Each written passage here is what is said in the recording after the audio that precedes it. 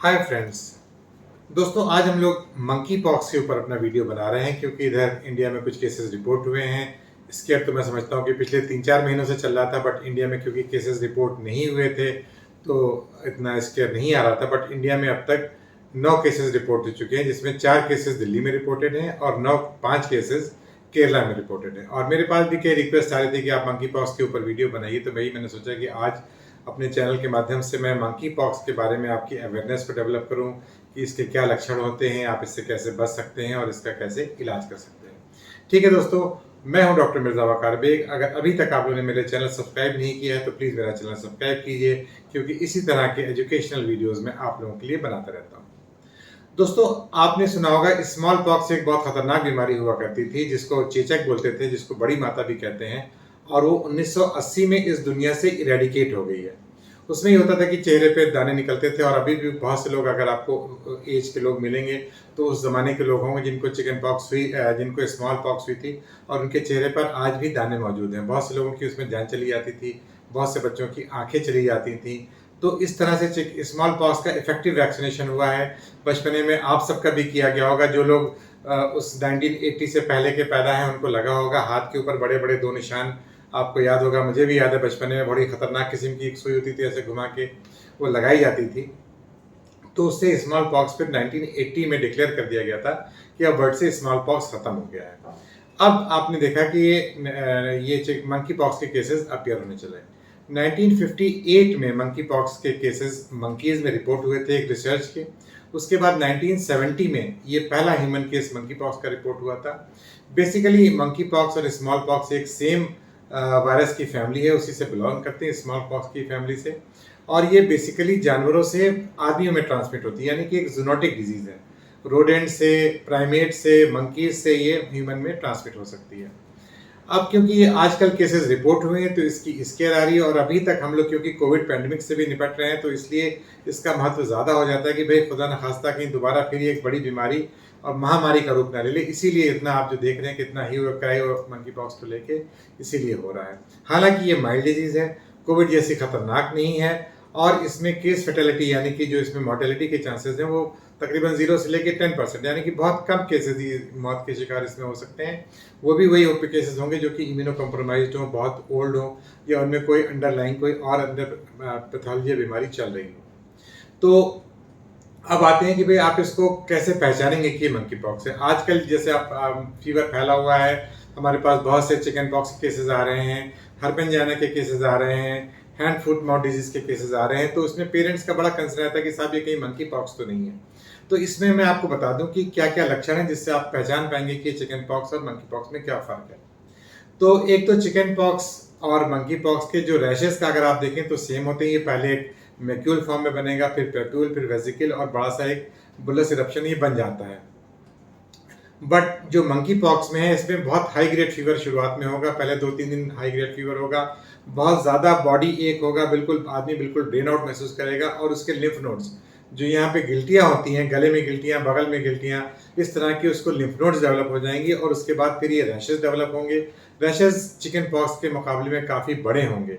Chicken pox के rashes usually body के central part पे होते हैं, अब जबकि मंकी पॉक्स के जो रैशेज हैं वो चेहरे पे होंगे, हाथों में होंगे, सोल्स में होंगे, यानी कि पेरिफेरल एरियाज में ज़्यादा होंगे।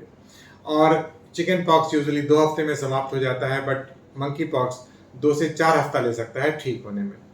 तो ये तो मेन पॉइंट्स है जो कि आप hand mouth and food disease से और चिकन पॉक्स से इसको सेपरेट करेंगे। जो इम्पोर्टेंट, सबसे इम्पोर्टेंट मैं समझता हूँ कि इसका प्रोडोम है वो बहुत सीवियर होता है, बहुत हाई ग्रेड फीवर और बॉडी एक और मैलेस होता है, और जो जो डिफरेंशिएटिंग पॉइंट है वो लिम्फ नोड्स है। चिकन पॉक्स में, हैंड फुट माउथ डिजीज में आपको लिम्फ नोड्स का एनलार्जमेंट नहीं मिलेगा, तो ये आपका एक डिफरेंशिएटिंग पॉइंट है। अब आते हैं ट्रीटमेंट के ऊपर। ट्रीटमेंट जैसे मैंने बताया कि चिकन पॉक्स में भी सिंपल है, सिम्टोमेटिक है। इसी तरह मंकी पॉक्स का भी कोई स्पेसिफिक ट्रीटमेंट अभी हम लोग इंडिया में यूज़ नहीं कर रहे हैं।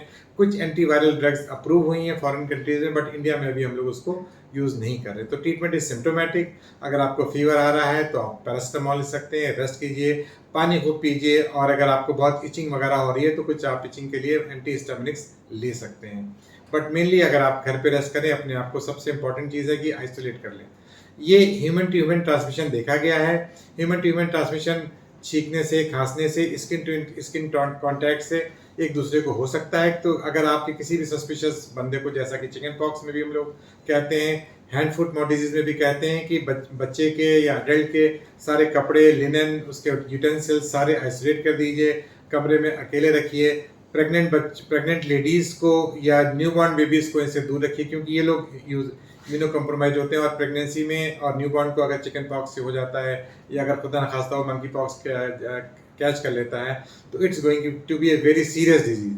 तो इन लोगों में आपको इनसे कांटेक्ट अवॉइड करना है, अदरवाइज ये एक वाइल्ड डिजीज ही है। सेकेंडरी अटैक रेट जैसे कहते हैं कि एक दूसरे से जो ट्रांसमिशन है वो भी इसमें कम है। चिकन पॉक्स का सेकेंडरी अटैक रेट ऑलमोस्ट 100% माना जाता है कि अगर एक बच्चे को हुई है और दूसरा बच्चा अगर वैक्सीनेटेड नहीं है तो चांसेस है कि 100% उस दूसरे बच्चे को भी चिकन पॉक्स हो जाती है। बट मंकी पॉक्स में सेकेंडरी अटैक रेट यूजुअली 10% के आसपास ही है, यानी कि अगर घर में एक इंसान को है तो बहुत कम चांसेस है कि बाकी लोग भी उससे बचे रहेंगे। बाकी लोगों को भी होने की संभावनाएं कम है, प्रोवाइडेड वो अपने आप को प्रॉपर तरीके से आइसोलेट कर लें। तो ये तो हो गया मंकी पॉक्स के बचाव के तरह। अब आते हैं वैक्सीनेशन के ऊपर। वैक्सीनेशन जो स्मॉल पॉक्स वैक्सीन है वो अभी भी लैब्स में, हालांकि अब स्मॉल पॉक्स वैक्सीन हम लोग नहीं लगा रहे हैं, लैब्स में स्मॉल पॉक्स वैक्सीन स्टोर्ड है। Small pox vaccine 85% protection against monkey pox भी देता है। बट यूएसए में अब 2 तरह की नई वैक्सीन भी अप्रूव हो गई हैं। इंडिया में भी गवर्नमेंट ऑफ इंडिया ने ICMR को बोला है कि नई वैक्सीन जो मंकी पॉक्स की है वो वायरस स्पेसिफिक कुछ जो टेस्टिंग किट्स है वो तैयार की जाएं, कुछ वैक्सीन तैयार की जाएं। तो उस पर काम चालू हो गया। मैं समझता हूँ कि आने वाले वक्तों में मे बी इन 6 मंथ्स और 1 ईयर हम लोग मंकी पॉक्स की वैक्सीन भी देखेंगे। बट क्योंकि इतना बड़ा ये अभी तक हेल्थ थ्रेट नहीं है, बट ये हेल्थ थ्रेट बढ़ सकती है, इसलिए हमें इसको कंट्रोल करना ज़रूरी है। अगर किसी डॉक्टर के पास मंकी पॉक्स का केस सस्पिशन जाता है तो उसको रिपोर्टिंग ज़रूरी है कि वो रिपोर्ट करे हायर अथॉरिटीज़ को, ताकि उसकी टेस्टिंग करके उसको आइसोलेट किया जा सके। दिल्ली में इस तरह का एक हॉस्पिटल पूरा LNJP हॉस्पिटल मेरे ख्याल से वहाँ पर डेडिकेट कर दिया गया है। वहाँ पर 4 केसेस जो एडमिट थे, यूजुअली वो नाइजीरिया ओरिजिन के लोग थे जिनको एक दूसरे से ट्रांसमिट हुई थी, उनका कोई फॉरेन ट्रेवल नहीं था। केरला में जो पहला केस रिपोर्ट हुआ था वो UAE से आया हुआ था। तो इस तरह के केसेस रिपोर्ट हुए हैं। बट अभी भी इंडिया में मैं समझता हूँ कि टोटल जो आज तक के केसेस हैं वो सिर्फ 9 रिपोर्टेड केसेस हैं। और अगर हम लोगों को इस तरह के अपने जानने वालों में कोई केसेस होते हैं तो हमें उसको रिपोर्ट करना चाहिए गवर्नमेंट ऑफिशियल को। टेस्टिंग के लिए अभी तक स्पेशल किट्स नहीं अवेलेबल हैं, बट आप सैंपल लेंगे तो PCR के ज़रिए, जैसे RT-PCR हम लोग इसमें करते थे अपने कोविड में, ये DNA वायरस है, इसका भी PCR टेस्ट के ज़रिए आप इसको डायग्नोज कर सकते हैं।